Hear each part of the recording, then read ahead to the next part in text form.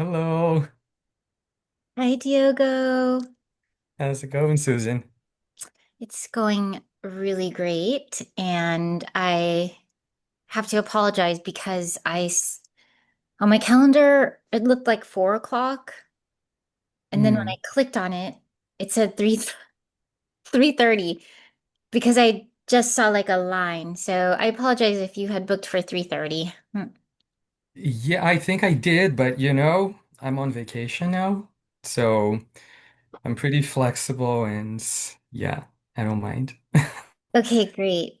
Y- So I'm really happy that you agreed to come on. And one of the things that I'm working on is living a heart-led life. And you're always someone that I feel so connected to. Even when I didn't know you yet in the class, I always felt very connected to you. And I think I'm just curious about what your thoughts are when I say that. Do you feel anything? I can relate to that. I remember that first day at MIU when we had the orientation weekend and you guys came, everyone was there in person. And then I saw you coming in, and I just thought that's someone I want to know better. Hmm. And I don't know exactly why, but I just felt connected to you. Okay, this is perfect. This is perfect because this is kind of where I wanted to go, and it just came about like in the last couple of days. So it's okay if it's too much of a spring because I know I said, oh, just talk about like how you came to coaching, which I do want to hear.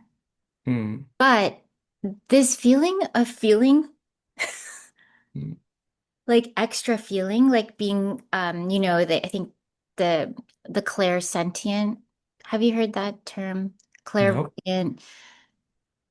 I think clairvoyant is vision, clairaudient is hearing, clairsentient is feeling. So being able to, clair is clarity, clear.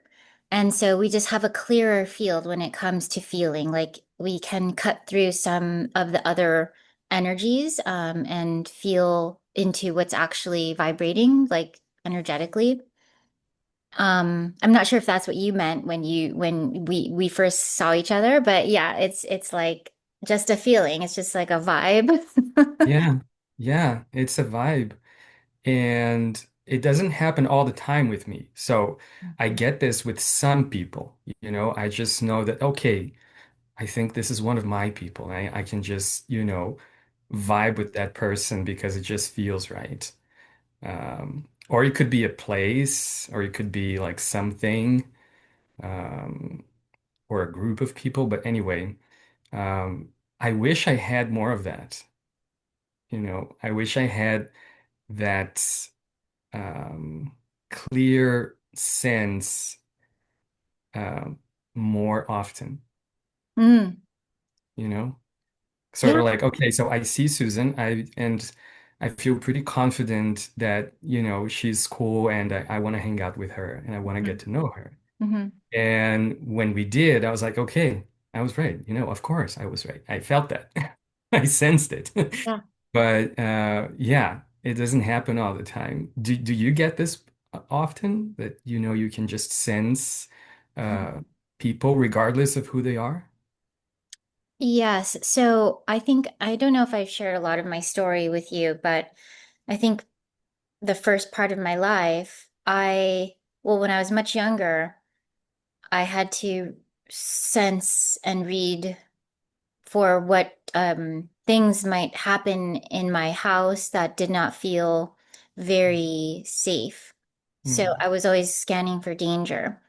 And I would develop rashes, like I had rash on my face, like eczema.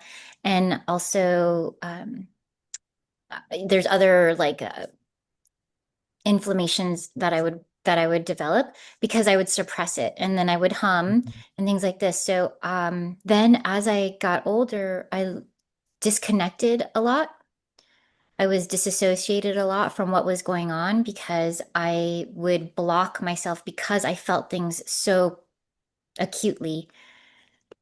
Um, and so now with the program with MIU, the EDD that we're doing, I just started to allow myself to really feel again and be in my body. And it's really something because, even before this, I even did it with food. I would just not let myself feel hunger. I could do it so easily before.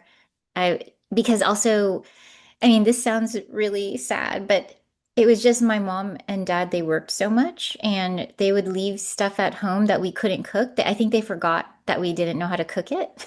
So Oh, we my. just wouldn't eat, or we would eat chips, whatever was there. Mm, And so I just kind of got used to being not eating and being really thin. And now I'm noticing I'm enjoying food that I didn't let myself enjoy before. And that has pros and cons to it because now there is a shadow to feeling everything that I'm learning, having to learn how to boundary now.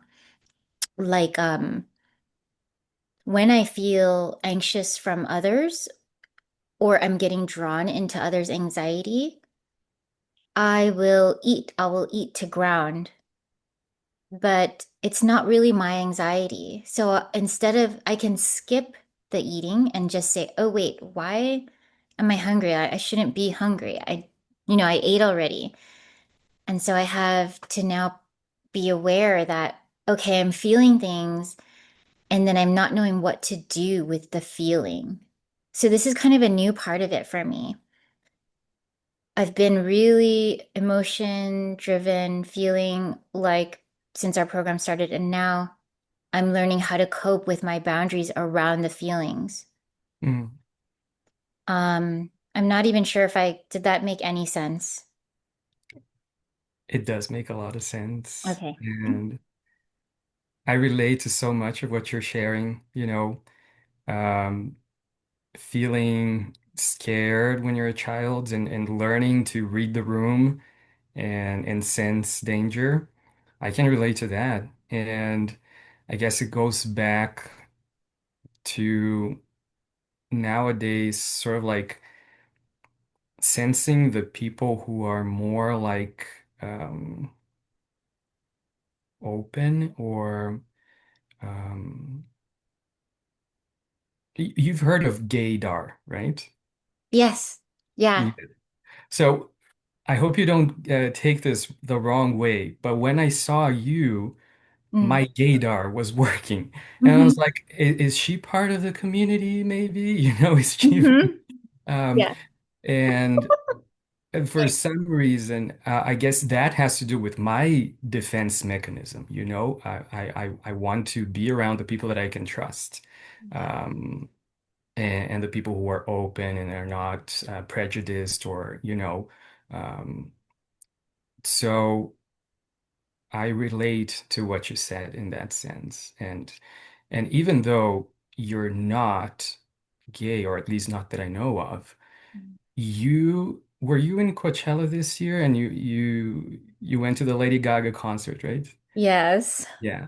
I Okay. mean, not that this is just like a gay thing, but she's a gay icon. Hmm. Yeah. And I was like, okay, work, Susan. She Yes. Work. I worked so hard that weekend too. I worked it all over. Yeah, I think it's interesting because I've always had friends that were part of LGBTQ plus even in my family. I have like 3 or 4 family members since I was little. Even we knew that they were gay. We all knew that this is just okay, and it was just very normal. So Mm, I don't know if it's because my a lot of my relatives in the Philippines, it's very culturally acceptable. Um, mm, that's so Also, cool. yeah, and also growing up in California, and a lot of my party years were in San Francisco, so I have. always been around people that have, and not even, I wouldn't even say just LGBTQ plus, but like also just people who were sexually free. Hmm. Mm. Like I went to school in Berkeley, so just being able to explore that part of them. And I'm going to tell you something that I don't really talk about at all, is, I grew up Catholic. So I'm just now kind of learning about my own sensuality.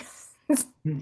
Crazy because I was married for until like let's say I got married at 25 and I got divorced in 20 2018, 2017. And that's just one person for so long and I was already like very inexperienced when I was in my 20s. So I'm just now sort of exploring my just like what feels good to my body. Like I said, like coming back to my body. And Hmm. it's pretty cool. But I do know, and I don't know if you have this because I think what you're saying is you're also, could have that empathy, clairsentient, is the person has to be really clean for me to feel good around them, Hmm. for me to like kiss somebody that it's different. It has, like, I can sense now. Before, I couldn't. I would not really have those senses up, not as strongly, a little bit, but not as strongly. Uh, like, oh, this person, even like the person who like drinks alcohol, like I couldn't make out with them now. I would just Hmm. be so put off by their energy. Um, So, yeah, it's stronger. I definitely feel more when I'm physically touching the person. Mm. Yeah. Yeah, I mean, I haven't had many relationship experiences so far. And I was even talking with my coach the other day about this, and my own pattern and how I relate to people, and how I related to my ex-boyfriends. Um, but I definitely went from um, I guess sort of like what you said, not really sensing different layers of the person Hmm. because I was so emotionally hungry and I just wanted to connect, Ah, and have someone and have a partner. Um, and then I went from that to sort of like sensing the person, but not really knowing what I was sensing, not being right. able to name what it was, but it just felt weird. And I was so conflicted between, okay, this is a dream that I had in my life, to be with someone and to have a life with someone, but it feels really off. Um, and then I went to I guess my current situation is an extreme detachment. Like, okay, I don't want any of them, extremely selective. Yeah. Um, and I guess what came up in a current session was just like this idea of, okay, scale back a little bit and find another, another point of entry to explore relationships. Mm. That is, sensing and honoring what I'm feeling about the person, but not just defensive or, closed to other people. Oh, that's beautiful. It, it feels very vulnerable. Very, you Yeah. know, Yeah, because that's where the yeah. emotional connection, the real emotional connection is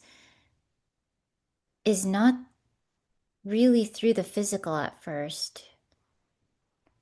Um, At least I don't think. It has not been for me because I've noticed that I Mm, have to feel safe first. And um, trust first for me to really want to, yeah, for me to really want to connect even deeper. Well, that's cool. Mm. Do you mind me asking what you mean? What are the other portals of like getting to know someone then that you mentioned? Like, what are the other Mm. modes of entry? Mm. Well, I guess I don't know exactly if there are different portals exactly. Um, what I meant was that I would like to enter relationships, and this is not just romantic, but uh, relating to people from that space of sensing and honoring what I'm feeling inside. I see. I see. Yes. So so then it sounds like but then I'm seeing you like as a whole as the whole picture. And so how you must have had some intuition, and this will take us back to our original question, like how did you end up then here in MIU? Because you teach, you live, you work, eat, sleep, breathe. Well, I hope not, but it seems like you eat, sleep, breathe MIU. So then how Mhm. did you follow your intuition to here? That must have been a pretty strong signal then. Yeah. Um, I guess I've always felt, I've always been intuitive. Um, Scorpio moon. yes, yes, you get it. Yeah. In my case, it's moon and rising, so Mhm. it's there, and even in the moments where it seemed like everyone and everything around me was telling me something, if I felt something else inside, I knew it was right, the right thing. It just, it was part of my knowing and my intuition. And when I was 22 maybe, or 21, I learned meditation and I started practicing meditation. And that was something that I just wanted. I was looking into different places and it was sort of like this internal drive for spirituality, connecting to something greater. And then I found in TM something that suited me, and I thought it was closest to what I wanted. And it just followed. I became an instructor of meditation, and then I went on to working with projects, teaching meditation in schools. Um, and my closeness to uh, meditation, it went sort of like in a roller coaster kind of ride. Sometimes I'm closer to it, sometimes I'm not so much in terms of involvement. But then for the last 3 years, I came to Fairfield and I've been working with the university. And I thought I would never go back to academia because my experience in my master's program it was awesome, but it was so exhausting at the same time. And I just felt a very sour note at the end. And I thought, okay, I'm done with it. I got my master's degree. I'm happy with it, and I'll never go into something else. But then again, that internal calling, you know, Yes. about 2 years ago, I started to have these, it was not even like a perfectly formed thought. It was just an impulse. And then I spoke with some people at the university. Ayako was one of them, our classmate, because, she um, was directing a program, an MBA program, and she told me, you already have a master's. You need to move further. There's this EdD program happening at MIU right now, and I think you should talk with Mike as well. And that's how I got to the program. Okay, okay. So wait, how did you come to Fairfield? Did you come for TM and then you just were like, I'm gonna stay, or Well, the first time I came here was 2013, and I had just graduated from my bachelor's degree in visual arts. And I said, okay, I'm gonna spend some time in Fairfield meditating because I knew of this program called Invincible America. And it was a bunch of people meditating every day together for like 7 hours in the domes. Um, Not like straight 7 hours, but two big blocks of meditation. And so I came and I really enjoyed the community and the quirky style that is Fairfield. It's a quirky place. yeah. Um, and I made some good friends, but I stayed for 3 months and then I went back to Brazil and other places. But then in 2022, I was texting with a friend from Fairfield, and I was in Brazil. I was texting with her, and she said, the school is looking for a teacher, and you have the right profile for that position. Why don't you apply? And again, that internal sense that this could be something good. So I just applied, and yeah, it worked out. Wow, so divinely led. Yeah, yeah. I guess there's, some um, aspects of what I do, especially when it comes to like big decisions, or at least that I consider big decisions, like career or home, where you live, or all these things. I really trust my internal compass, and there's something, I could say something divine in it, like, just trusting that what's coming your way is the right thing. Hmm. Hmm. Wow, thank you for sharing. Have, I didn't know that you had already like had connection with Ayako and that you were TM for so long.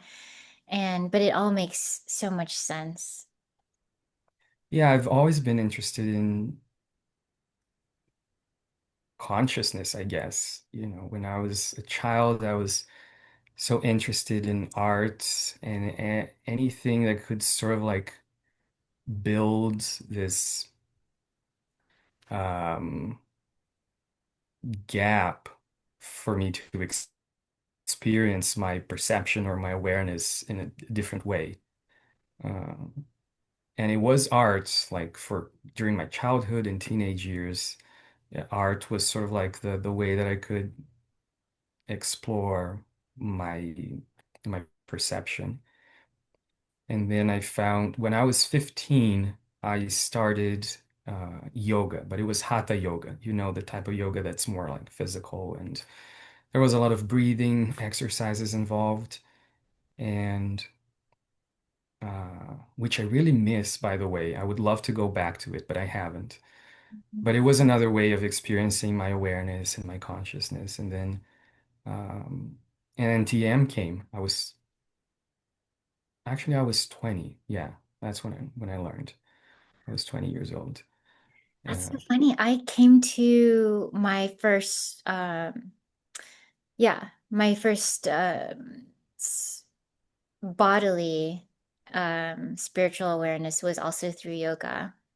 And I recently heard a yogini say that everyone thinks yoga is something that's, the wellness industry and helps you become so spiritual. But if we really talk to all of our friends that were brought to yoga, it usually we are brought to yoga through some sort of like, if you could say a negative, like something that has like a dark night of the soul aspect to it. And then if you continue with yoga, it even shows you more of your shadow, right? Because just the practice itself, just all the judgments and it just brings out everything, especially in class and your limitations, your beliefs of what you can't do and all these things. Um, so I thought that was funny, that like this fame, I forget who it is, but she's a famous yogini and she was saying this and it's so true. At least for me it was. I don't know, how it was for you, but Yeah, I hear you. I mean, I've been to different yoga practices, meditation actually. Apart from TM, I think I practiced like one more type of meditation. Um, and now in the program, this is a new sort of like self-development um, thing that I'm doing.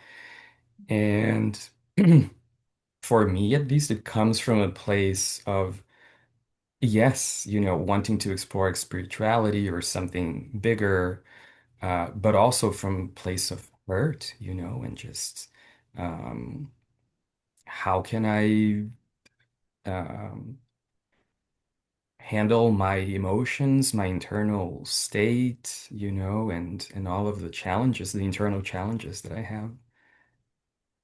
yeah, So I don't know yeah, if this is what you meant, but this is what I got from what you said. definitely. Like I've been trying to figure out a good way to describe it, and it's like not it's not yoga, it's not therapy, and for me it isn't even coaching, For me it's like human spirituality or something, like Mm. school of human spirituality, because I know how to be the monk in my house and I know how to take vow of silence. I could take a vow of silence for 30 days. I cannot speak for so long. I am a professional at not speaking. Oh, same, Yeah. same. That would be easy. Hmm. Hmm. It was so funny today. I had a Zoom call with a friend before this one. And then when the, window popped open and I said hello, my voice wouldn't come out because I hadn't spoken a word like the entire day. I thought it was so funny and ridiculous, But yeah, I relate to what you're saying. Yeah. So it's it's been so wonderful to be around people who are supporting our pushing our thresholds and in a gentle, really held way. I didn't even know it existed. Are you talking about the emotional work? Yeah, our program essentially, yeah, Yes. an EQ lab. And I have a question for you, Hmm. that's about me. And please feel free to ask me anything you like.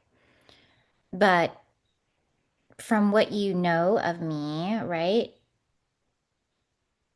Sometimes I hear the words that Dr. Well says that you have a gift, He says it to many of us, but I'm wondering, what is your idea of my gift? Hmm. That's a good question. You know, I go back to the first time I saw you and just seeing how open you are and how you're yourself. You're authentic to me. And that's my perspective. So I think that's your gift, uh, in my opinion. I don't know Mm. what he's talking about because Dr. Mike, he's probably seen you from different perspectives.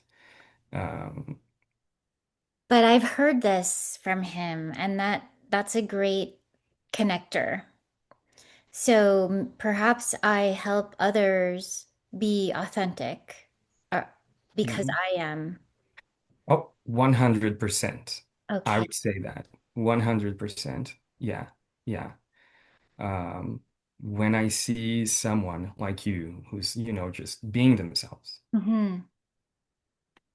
it's inspirational, yes, but it's not only being yourself. It's also like being open to others because then I feel okay being myself with you. Hmm. Yes. Yeah. Yes. Yeah. Yes. I do have this gift. I do have this gift. Yeah. I see it not really with adults as much, because I'm with people that I think they're already being themselves for the most part, but my students, I do see them, I see that unfold when I'm with them. Mm, They can just let go. yeah. Yeah. But also another thing that came to my mind is our experience in the group process training. And I think you contributed with being provocative Mm. and mm, yeah, with, provoking. And I know this in English, maybe it sounds a little odd. Just in my language, it doesn't sound I don't know what would be another word. But it doesn't mean that we're being malicious or anything. It's just like you were sort of like supporting the process so that, people could take the next step maybe into going deeper into what they were working on. You know what Hmm. I mean? Um, so Yeah. I guess that's a gift as well, to to have that capacity to just be thought-provoking and feeling provoking. Yeah. Thank you. Because I do feel what's going on beneath the surface. And also, I'm gonna ask you because I know that you can handle it with me. Sizzle, sizzle.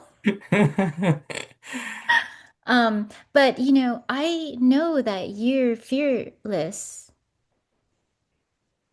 And so I'm curious about why sometimes you hide because I don't sense that it's fear. So what is That's, it? I don't know. Can you help me figure it out? I mean, this is a huge thing for me. Yeah, I am fearless. I know. This is, I've been exploring formative experiences around groups, especially. Mm, Um, I've been exploring fear of speaking in public. I know that most people have it. Like even the most accomplished professional like speakers, they might get a little nervous when they speak in public. So I thought it was that initially, but then I'm like, no, it's just there's something else, And I would love to show up with more of my fearlessness. But sometimes it's hard. And yeah, and I don't have like a more concrete answer because this is the my current point of exploration is just, sort of like tapping into the dark and seeing what's there. Hmm. Yes, I understand that. Yeah, because it's so fresh. It's real time. It is real time. It's Hmm. very real time. Yeah. And I'm excited to explore it. But I'm also um so happy to know that you see me. Mm, I do. I do. Yeah. I feel you. And but everyone else does too. Mm. From the way that they've expressed in class. I don't know Mm. their true inside, but the way that they've expressed inside. And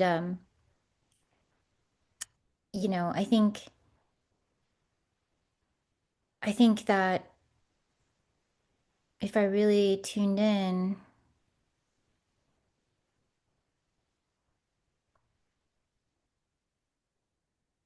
I think it's really just a matter of time. I I don't think you'll be hiding much longer. Mm. Yeah. So it's all perfect anyways. Yep, it is what it is. Yeah. Yeah. Yeah. I hope we can talk more. I've had so much fun talking to you, and I've been wanting to do just, like a one, I think we called them one-on-ones before, one-to-one, one-on-one, Yeah. Yeah. like another follow-up to our other one, but I find it useful to record and save it to my YouTube because it helps other people, it helps the universe hear what we're calling in, and also it helps others to see how we are. I'll send you a link as well. I can send you a copy. It helps others for when we're having time with clients or before they meet us, things like this. Mm. Yeah. That's great. I'm, so happy that you started yet another project. And yeah, thanks for inviting me.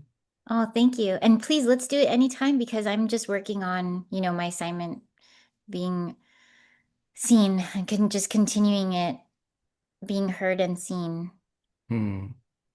Heard and seen and cutthroat. And cutthroat. I came into this session thinking, is she gonna cut me? Oh gosh.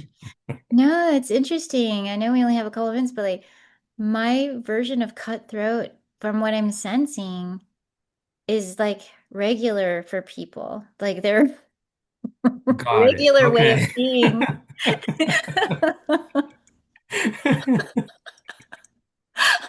Like my cutthroat is coming off as just like, oh, I'm talking out loud and I'm saying what I think instead of just thinking it. Yeah, yeah. No, I get Cutting it. my own, cutting through my own throat, so to speak. I love that expression. Hmm. Yeah, I Yeah, love it. Cutting through your own throats. That's yeah, cool.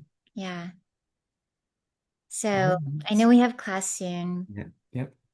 and thank you, Diogo. Thanks, Susan. I feel Thank like calling you Maha Diogo. Maha Diogo. Hmm. That's an honor. Yes. I'll see you later.